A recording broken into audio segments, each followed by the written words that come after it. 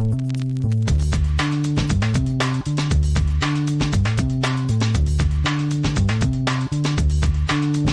to the acclaimed podcast, The Deep Dive, featuring your esteemed hosts, Andy Monitor and Drew Dinzik, powered by BetSperts.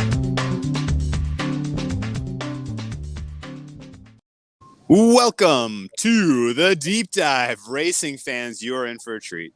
I am boots on the ground here at Churchill Downs, collecting information. I will be talking to some horses later, figuring out how they feel about this race coming up. If you don't talk to a horse, you whisper. Oh, there's a tractor.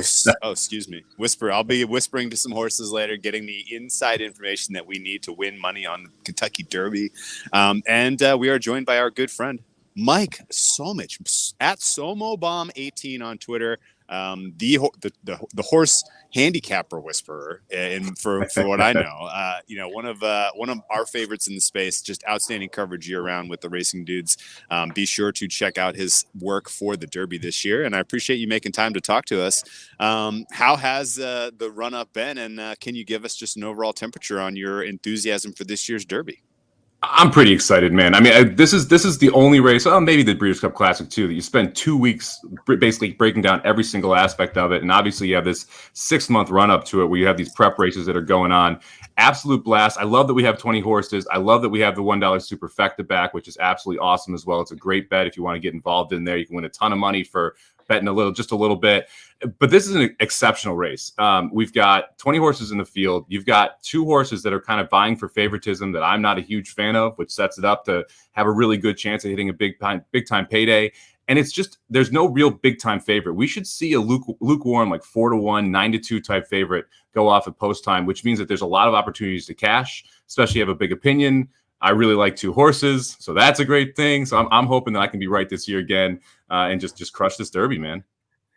Yeah, if I mentioned this on Brown Bag, anybody caught that this morning, it is Racing Dudes on YouTube. Literally the second Mike drops off this stream at the top of the hour, he will be on another show. So if you want more horse stuff after this, you can check him out there.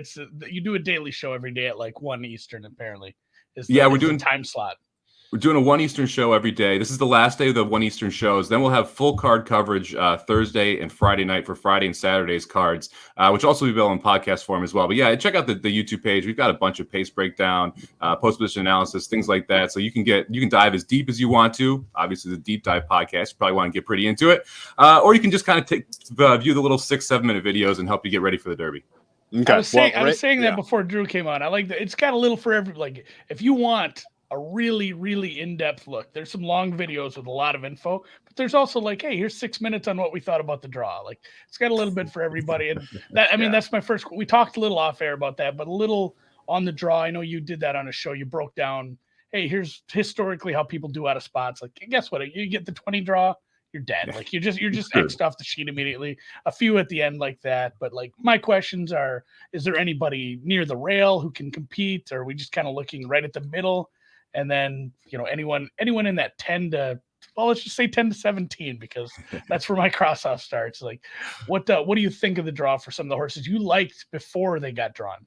Yeah, so for me, the horses that I liked drew well, which I'm really fortunate from that perspective. And honestly, the horse that I was most on the fence to use or not use was the one horse Mo Donegal. Ran really well in the wood up in New York, drew the rail. They had this new gate, and so, there's a bunch of people speculating, hey, this new gate's going to make it a lot easier for the rail horse. Last year was the first year with that new gate. Go back and watch Known Agenda, ironically, a Pletcher Irad horse. It didn't work out very well. There was just an avalanche of horses that came across. He broke well. The 2-horse broke poorly. So best possible scenario. And he still was shuffled back to third to last by the first time under the finish line because everyone wanted to vie for position. And that was in a race without a ton of horses that really wanted position. And this is a race where you have a lot of horses that want early position, not necessarily the lead, but want to be in that first group of 5. No, that's a really good point, and I agree with you. We'll get to who you like and how the draw broke down for them. But to kind of step back a bit and look at the quality of this race, the people in the know are all kind of in unison here. This is a high-quality race. It's deep, and it is very competitive. Like, there's no justifying this field. There's no American Pharaoh in this field. There's no one who's who really ought to go off as the clear favorite. Yet the morning line was very favorable for Zandon and for Epicenter. And, we know that we live in this world now where the parimutuel market is going to get nuked on race day by Mattress Mac. Number one, do you understand why those horses were morning line favorite? And number two, who would you guess gets the money at the end of the day and is just the proverbial, fade the favorite? Well, great question. So, yeah, look, Epicenter makes a ton of sense. Epicenter has been the number one horse on a lot of people's lists throughout this prep process. He's done absolutely nothing wrong. Last time out down in Louisiana, he showed the ability to stalk, which was huge. He went wire to wire in the 2 previous preps. This one, he's going to sit off of the last one. He sat off of the pace, was able to make a move. That's what you're going to need to do here. Classic Causeway or Summers Tomorrow is going to make the lead. I think it's going to be Classic Causeway out of the 17 post. Epicenter would burn up if he tried to go right to the front. Now, he's going to have to use a little speed out of the 3 post to get there, but he makes sense as a favorite. He's got good buyer numbers, good time form numbers. Everything lines up. Zandon's a little interesting to me. The horse has caught more steam in the last couple weeks. If you told me he was going to be the favorite a month ago, I would have said you're crazy. But he looked really good at Keeneland. It's Chad Brown. It's Flavian Pratt. It's a sexy horse in that sense. The horse is working out really well in Kentucky. So he's more of a steam horse to me. He lost to Modonegal. He got worked. He got worked in a couple starts by multiple horses in this field. So when you look back at it and you're like, all right, do I really want to put my money on Zandon when he went down to Modonegal and when he lost to Epicenter, lost to Smile Happy in the Risen Star? That one, you're really projecting that consistent improvement, and I'm just not sure that that's there. I would not back him at 3-1. I wouldn't back anyone in this race at sub 4-1, but him at 3-1 specifically seems a little crazy to me. Just kind of a quick step back, and one of our favorite things to do on this show with any guest in any sport in any realm is talk process. And we dove right into it because we've done this so many times in a row with you, but explain the pace thesis to people who just don't, and why it's important, where it comes in the process. And then, if there's cases for you to make. And the way I think about it is some people have a main pace thesis, but you also have 70% of the time, I think this is kind of how things goes, but we have these alternate your multiverse of pace thesis. But I think just explaining what it is in general to some of the people who maybe aren't super familiar with horse racing. Yeah, for sure. I mean, it's all about pace makes the race, right? So an inferior horse can win a race if it gets an advantageous pace, right? So if there's absolutely no one up front and one horse who's worse than the rest of the horse in the race gets to run really slowly in front of them, they have much more energy, much more stamina to burst home, and it's much harder to catch them. If you have 4 or 5 horses out vying for the lead and they go way too fast early, they're going to be exhausted late. And that means that you're going to see horses running from the back and have an advantage. So the key with the Derby and the pace thesis in that is how fast are the horses up front going to go and how much are they going to back up late? Because it just 3-year-olds going 1.25 miles, it's hard to close quickly. And so you either need to make a big move around the turn or you need the forward placed horses to really back up. 2013 was the first year we had the points process, which eliminated a lot of the sprinters out of the Derby. And so since then, we've seen slower paces and horses who are more forwardly placed fare much better. And just to kind of accentuate that point, no horse has won the Derby who has finished in the top, or no horse has won the Derby who wasn't in the top 2 with 1/4 mile left in the race. So there's a unbelievable stat. Are just crushing it, right? Now they can hit the Super pretty easily, but to be able to actually win the race, you got to be in the top 2 at the quarter pole. We're all winners only here, so we don't really. I know the Superfecta is a fun play, but I did catch the Superfecta a few years ago. Yeah, it was one of those where it was the real chalky one. But we start at the top and we work our way down the card. So let's start. We start at the top. So let's top assume, payout is super. Okay, I guess is it an overstatement to say that that pace thesis matters more for this race than any other horse race all year? Yes. Easily. Because there are and it's because of the 20 horses, right? Yeah. Yep. So it's much more likely to see a cooked pace. It's much more likely to see a backed off pace just because you have all these horses that you have to analyze. If you analyze it correctly, it can point you directly to the right horses. You just have to be right about that pace. And if you are, it's a big positive. This year's one of the tougher years to be right about it, though. We've got one complete wild card in Summers Tomorrow on the 4-horse, who is a sprinter who ran over in Dubai. It ran in the UAE Derby, made the lead there. But international horses generally don't break well when they're here in the U.S. They have gait issues. If he can't get out and he can't press the 17 Classic Causeway, no one else in this race wants the lead. Everyone wants to be 2nd, 3rd, 4th, 5th, but no one wants the lead. And the thing is, the first quarter might be hot, But after that first quarter, no one wants to pass Classic Causeway. They're going to let him go whatever pace he goes at because they all expect him to back up. So if it's just Classic Causeway out there and it's Epicenter, it's Messier, it's Zozos who are all kind of chasing him, they're going to wait for him to kind of slow down. They'll let him get away with a 24-second quarter because you know what? They want to get away with a 24-second quarter. They want to cook themselves either. Yeah. Okay. And so that's the other. Yeah. You. It's not like you have the local jockeys around. Like these are super high end jockeys who know like that. That's the same thing. I mean, it's just you're studying what they're studying. Like they have a game plan, but they have to change mid race if things go, pear shaped on them. As we talked about Paul Allen before the show, that's something he would say pear shaped for sure. But and you mentioned the international horse, the gate issue, like. That might be. It sounds stupid to even ask if there's like different gates. It's just a case of they're not ever in races with this many horses, or why do these international horses have trouble with gates?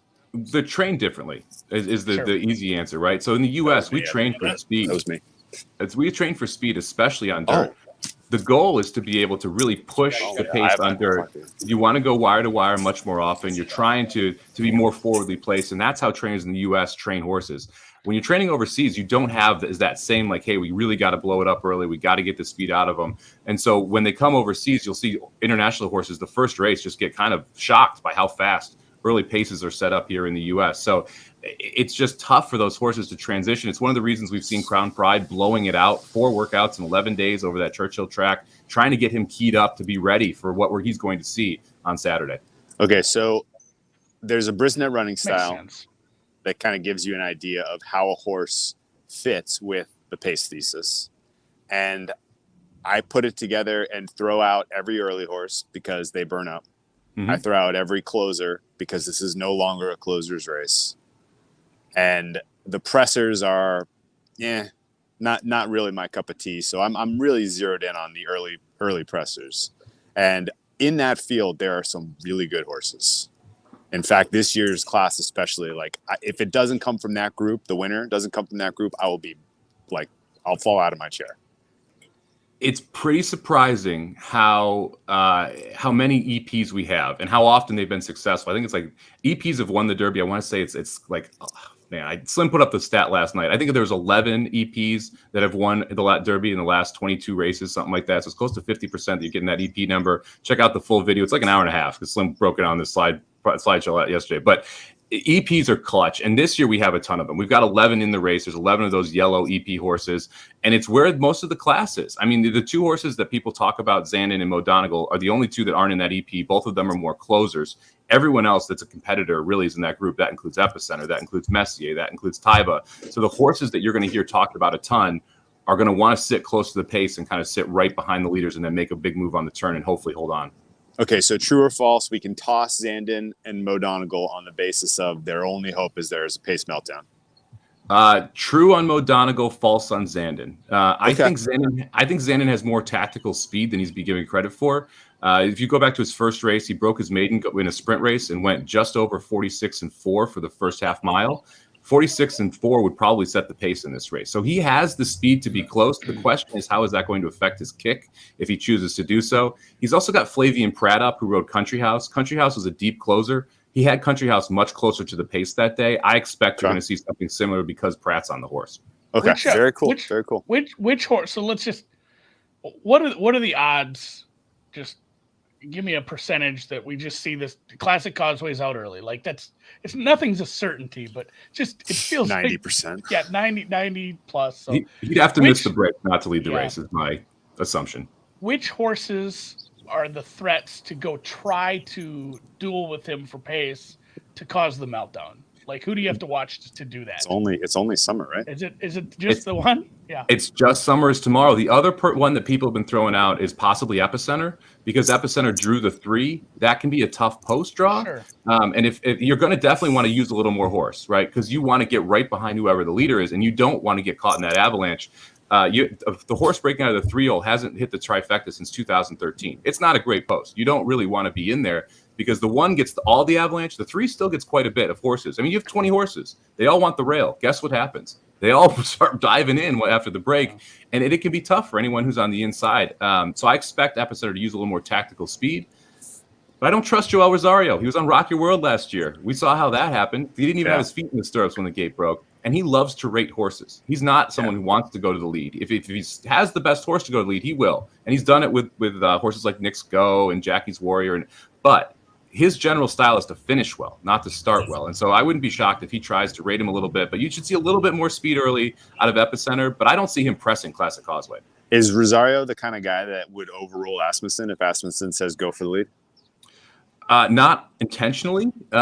He's one of those guys where, racing things happen, right? I ran the race I wanted to run. Sorry. I pushed him and he just couldn't get there, and it made more sense in the moment to back off. That's the answer he would probably give you. I don't see Asmussen saying go to the lead, though, because I think if they try and go with Classic Causeway, they end up burning him up. I think the important thing for Epicenter is to be close to Classic Causeway and then try and back off the pace to get kind of save some for that late kick. Love the horse. So let's cut to the chase then. The two California horses got good draws. A little bit of background that we should probably give people on these, and not a lot of people are talking about this around here because it's a weird, touchy subject. Bob Baffert suspended, and the two horses that were effectively under his care as far as training got shipped to Richard Yaktin, and they're kind of referred to as the Yafford horses this year. They're good. These are good horses. They're fast, and they've put together in my opinion, at least, these two, kind of most impressive performances of the season at the Santa Anita Derby. That was a very, very, very fast race. It was an extremely impressive performance. These horses we're talking about, of course, Teba, who has only been raced twice, and Messier, who, if you want to try to ding him, it looked to me like he yielded at the end of that race. What is your current temperature on those two horses, and how do you kind of get over some of the drawbacks that I mentioned in terms of experience and competitiveness? Yeah, so let's look at those two, because I think that's a great point to bring up, Drew. First off, yes, they were Bob Baffert horses. Now they're with Tim Yaktin. For those who don't know, Tim Yaktin was an assistant trainer to Bob Baffert for like 10 years. So he knows the playbook. And shockingly, Bob Baffert's top groom is currently the groom for Messier, the exercise rider, out there with Messier. So they're not Bob Baffert's, but they're Bob Baffert's in spirits. We've been calling them Yaffert's for a while. Another fun stat for you. So time form is another good way to look at to kind of look at a horse's numbers. Of the last 18 derbies, Epicenter's time form number, his best number, wins 0 of them. Zandon's best time form number wins 1. Messier and Tyba's best time form number win 11 of the 18.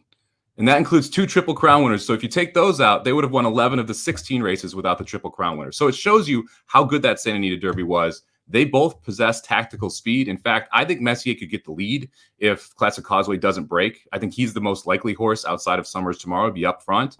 Teba has one of the best early time form numbers, one of the best late time form numbers, and I would say is probably the most talented horse in the field. It's just the lightly raced aspects of it really brings a lot of questions into it.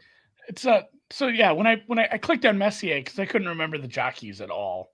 I never can. I wanted to see who was riding, because that's one that would be, maybe in that second pack, but clearly not going to go up and ruin the pace for us. And I saw the Yaktin. I'm like, what the hell is this? And I was like, oh yeah. It's a whole thing, because it's just like in your head. It's like it's a Baffert horse. It's kind of like when Sean Payton gets suspended. It's like he's still kind of coaching, isn't he? Like I'm sure he's putting in some notes during. Definitely not calling in. Yeah, for sure. But and that was something too. I mean, I remember somebody we knew wanted to bet Messier in the fixed odds 2 months ago, just because he said this is coming. This is probably if you have a horse of this caliber and of the amount of money you've put into it, you're gonna find a way to make it down to Churchill with it. So it's whatever. I don't want to get into the politics. I'm glad the best horses are here. That makes it more fun. Punishing the horses because Baffert might have allegedly done this, that, or the other thing doesn't seem like the best opportunity for the racing community in general. But are people the old blood going to be pissed if one of these horses wins? Are people going to be mad about it if Baffert wins secondhand? I'm sure Churchill Downs won't be happy. Okay. I just wanted to hear that. But look, we're all gamblers. You bet with your head, not with your heart, right? Exactly. Do I want to see Baffert win a Derby? Probably not. Am I going to pick one of those two horses? Probably. Yeah. Spoiler alert, like it's coming. So spoiler alert. Which of the two? Because honestly, like, there has been kind of shade thrown on Taba for the travel. Hasn't looked great. Some warts there. Some concern about just in general, fitness and, injury concerns. And then Messier, as I mentioned, like, you don't feel great seeing that horse not give you more competitive spirit at the end of the Santa Anita Derby. Are you willing to give a pass there? And are you at this point on the Messier bandwagon? So I'm on the Messier train. The Santa Anita Derby to me is one of those races when you look back and you watch it, it looks like a horse who needed the race. That was Messier's first off a longer layoff. And if you kind of read between the lines, the ownership group knew Messier was running first or second, and that's what it took to get in the Derby. So you don't need to fully crank the horse at that point, right? You don't want them to put out their top effort if you know that you're going to get in. Because in their mind, there's no way they're not running behind both Forbidden Kingdom and Taba, right? I think they knew that they were better than Forbidden Kingdom. I definitely thought they were better than Forbidden Kingdom. And so if you know you're finishing first or second, you don't have to get everything out of that horse. You want to save some more for the Derby. Taba, on the other hand, I mean, the trainer didn't really want to enter it, right? The bloodstock agent was saying don't enter it. The owner was really pushing to enter it. I think they weren't sure what they had there. Now, they thought they had a really good horse, but they thought it might be too fast too soon. So they put him in there, and I think he was fully ready to go for that race, where Messier wasn't quite fully ready to go. Messier is also more tactical. And I wouldn't be shocked, again, if Messier wired this field if Classic Causeway doesn't break, and he's out in the 17 post. A lot can go wrong from that 17 post. If Messier wiring the field would be so good. I'm saying, man, we've seen it before. We've seen this 2 years in a row where Baffert's gotten out there and just gotten kind of loose and then ends up winning the race. I wouldn't be shocked if he sits either in the lead or in second or third, and he's going to make the lead, I think, top of the lane. It's can you come and get him? And look, Taiba has every chance to do so. I'm probably going to have Taiba in second. I think this is the most logical exacta, and right now the price for it is, I mean, if you look at an 8-1 over 12-1, you're talking like a $70, $80, $90 exacta for a buck, which is crazy. I might even box it for $2. The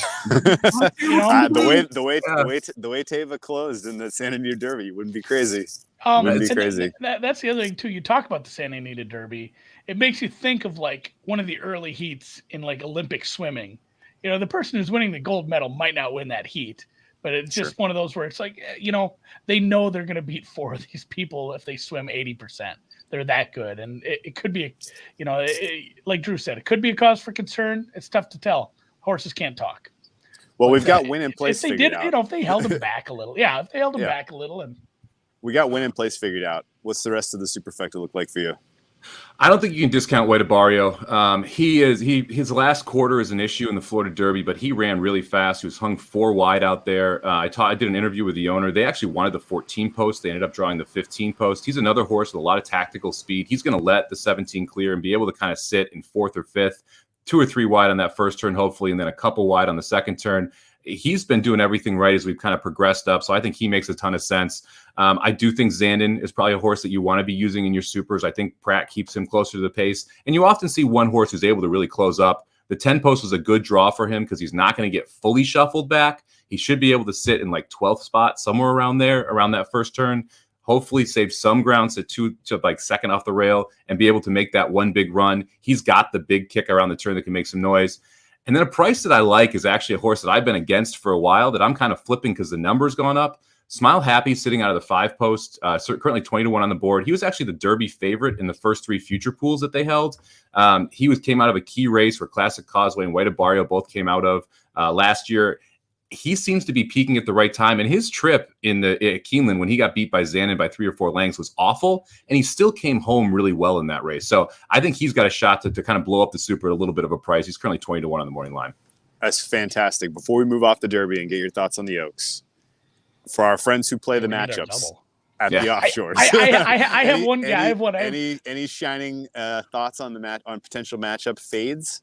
Fade Tiz the Bomb. Okay, he's 20-1. He is a turf horse. We saw him come in second to Modern Games in the or my Smart Science in the turf race, and so he ended up winning the turf race essentially because of the whole train wreck there was at the Breeders' Cup, and we texted about that a little bit.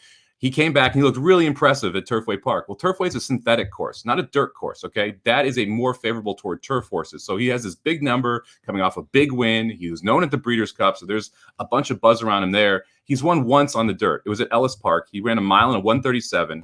One horse has come back to win out of that race on dirt. It was 5 furlongs at a maiden claimer at Belterra Park, which none of us know where it is. So there's absolutely nothing in that race.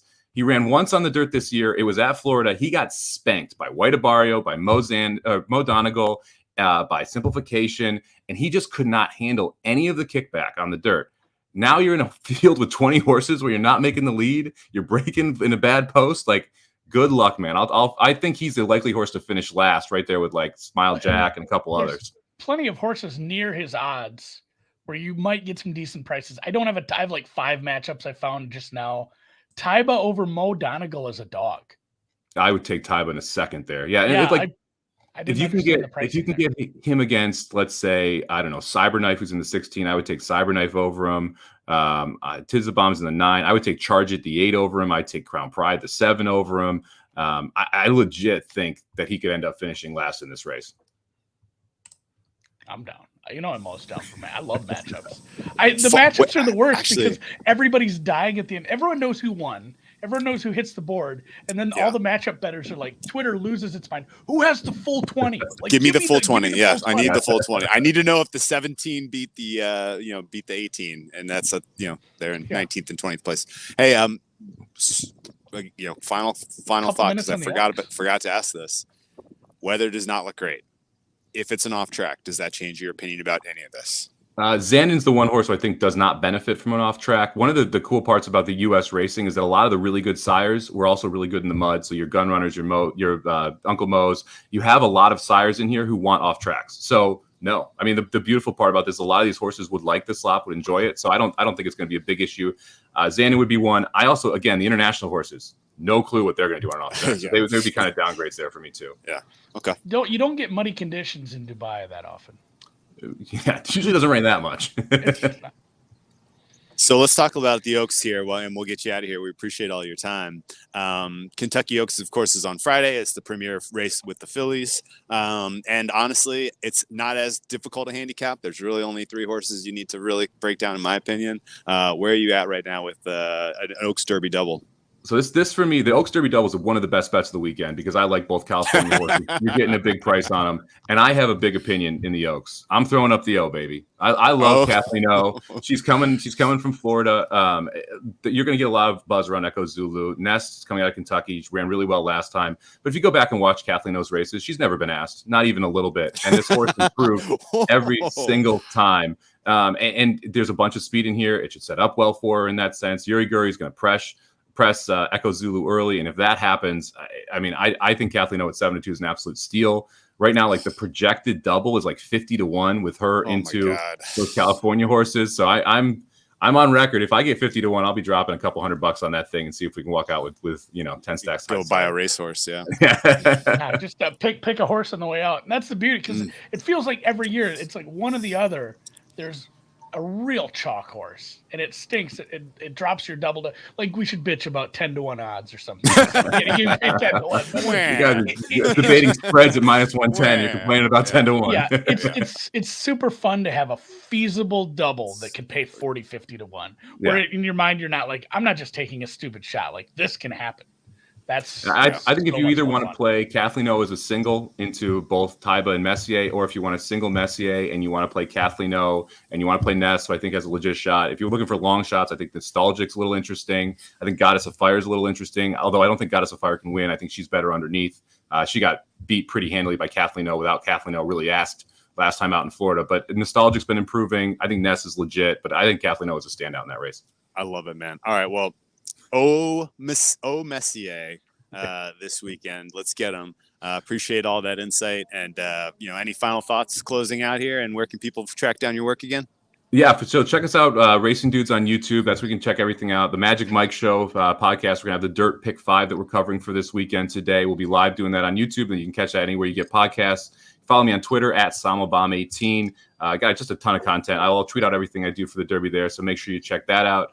be on You Better You Bet later today. So you can give out the super that I'm playing there. So make sure you check that out as well. So yeah, we'll be all over the place. You can get sick of me this week, man. All right, man. Well, best of luck. Enjoy the races. Appreciate all your content, and thanks for all the time. Of course, guys. Great to be back on here. But we got to do it again before next year's Derby. Obviously, Breeders' Cup for sure.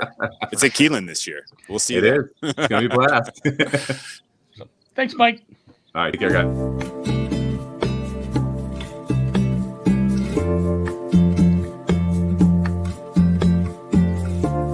That was fun, man. Do you want to go a little longer, or you got to run? Oh no, I got to keep moving. Okay. I didn't know. I didn't know if you had to run too. I'm like, are you extending? Yeah, no, I got to.